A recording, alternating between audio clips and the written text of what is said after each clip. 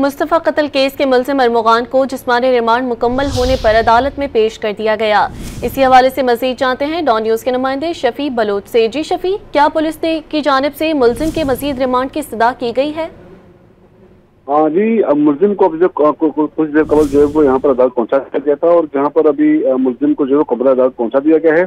और तफ्तीश अफसर की जानिब से जो आज जो है वो इब्तिदाई रिपोर्ट पेश करनी थी, लेकिन तवक्को की जा रही है कि तफ्तीश अफसर की जानिब से मज़ीद रिमांड की इस्तदा की जाएगी कि अब तक मुल्जिम से मजीद जो है वो तफ्तीश पूरी नहीं हो सकी है और पुलिस का ये कहना है कि मजीद गिरफ्तारियां भी का इम्कान है, तो लिहाजा मुल्जिम के मजीद जिस्मानी रिमांड दरकार है और इस सिलसिले में तफ्तीश अफसर की से जो अब तक तफ्तीश में होने वाली पेशरफ से मुतल्लिक अदालत को आगाह किया जाएगा और मजीद जिस्मानी रिमांड में तोसी की जो है वो दरख्वास्त की जा सकती है।